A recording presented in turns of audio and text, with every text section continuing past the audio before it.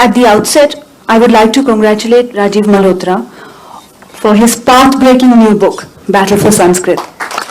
It's available outside. I hope you buy it and get it signed by him today, because it's a very important and very interesting book. I'm going to come to some of the issues in a bit, but before that, I have a message to convey to Rajiv ji from Professor Kapil Kapoor. He was supposed to be here today to bless the book and its writer, to share anecdotes of their long friendship, and of course, to make you laugh, because had he been here, he would have, delivered a talk which would have occasioned many laughs. He's unfortunately recovering from a severe bout of illness, and he's been ordered by his doctor to stay at home. So very reluctantly, he has remained away today. But he conveys his best wishes to the author, and he hopes that the author's voice is ever louder. Okay.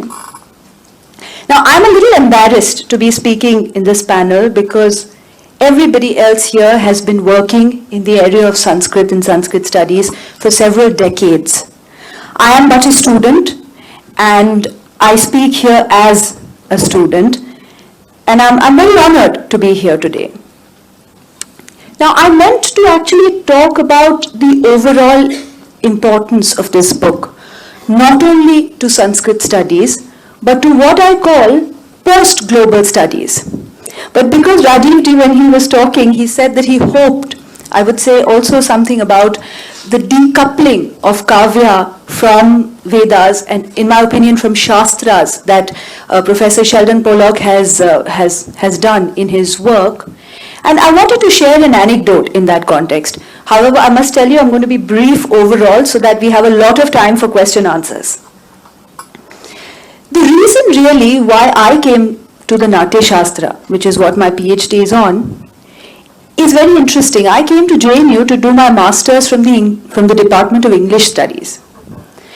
One of the things that Rajiv ji mentioned, that the task of political philology, it seems, has been to teach all civilizations how to break grand narratives.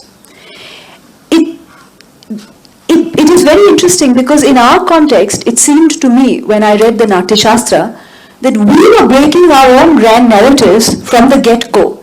And that's why I always give one example. Many of you from the Sanskrit Center here will probably be familiar with this story from the Natya Shastra.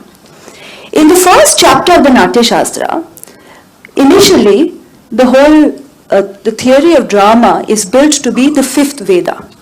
The moment you say fifth Veda, you confer a certain importance, a certain sacral centrality to a text. Now, it is said that the fifth Veda, Natya, draws from the four other Vedas. So dialogue from Rig Veda, music from Sama Veda, and so on. Now, the first chapter of Natya Shastra then goes on to record the first performance. So here is a text that has been articulated by Brahma to Bharata, who is a rishi, and Bharata and his troop of 100 sons, they put up the first performance ever. The first performance is held on the occasion of Indra's flag festival, and it's held in the open. So all the devas have come and they are part of the audience, and everybody is thrilled with the performance. So all the devas sort of, they give gifts and offerings to the performers. Suddenly, after intermission, after halftime, suddenly they find that one by one the performers begin to faint. And then everyone is very surprised, the audience is very surprised. And then it is found out that this happens because the Asuras, who are very unhappy with their portrayal in the play, have sent the Vignas to disrupt the performance.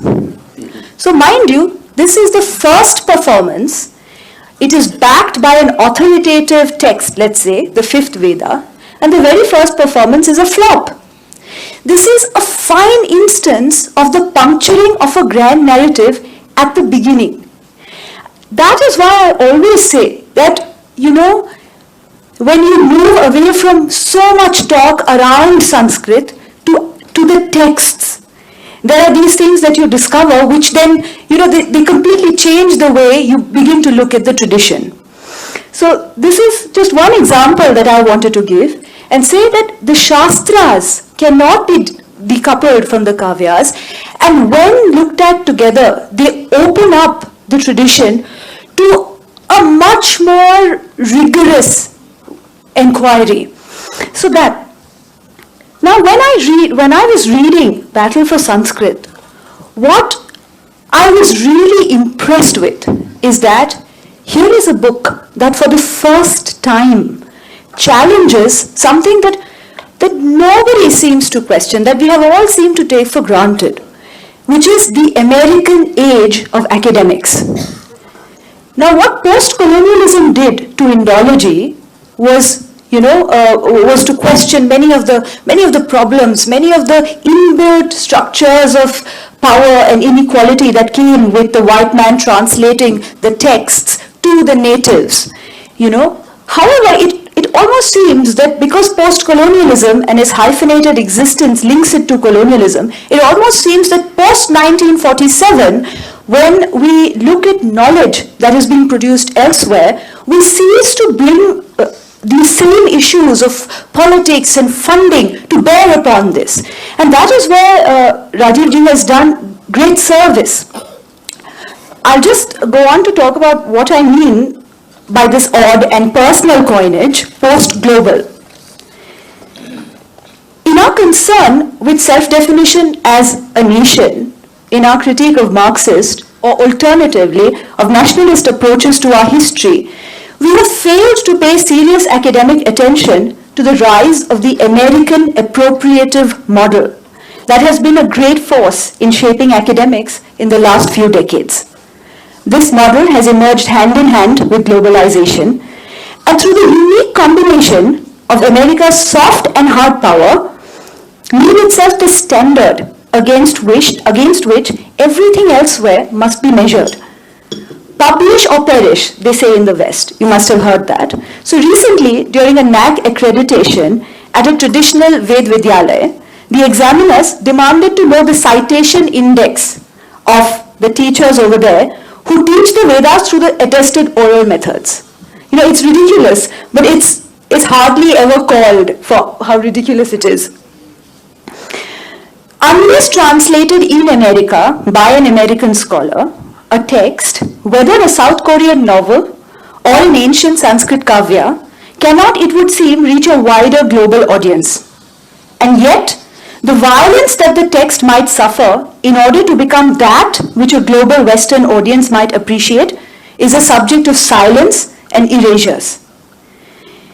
Even as a globalized labor market helped America get rid of its polluting industries, and its military interventions in other parts of the world kept its military-industrial complex booming, its universities became ivory towers, attracting the best minds from the rest of the world, no doubt facilitated by the salubrious environs that were the result of the first and the might of the petrodollar backed by the latter. What Oxford and Cambridge were to Britain's colonial project, MIT and Harvard and tens of other superb universities became for American neocolonialism. Both descent and ascent were managed through a process of deep and clever interpolation. And yet, this appropriation of all narratives, whether religious or secular, whether in the humanities or the hard sciences, has not been contested in any overarching way. The literature produced from American brand name institutions have not been studied self-reflexively in terms of either funding sources or authenticity. This is very important, and this is where Rajiv Malhotra, with Battle for Sanskrit, has effected a breakthrough in what I call post-global studies.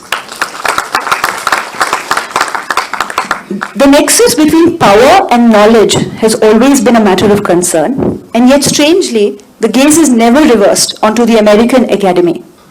I must emphasize that in a free world, it is of course possible for anyone to say anything.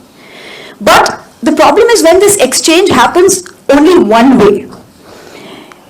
Is it possible for a book that is a trenchant criticism of, say, American history to be written and published in India and effect changes at the highest levels in America? Unfortunately, the answer is a resounding negative.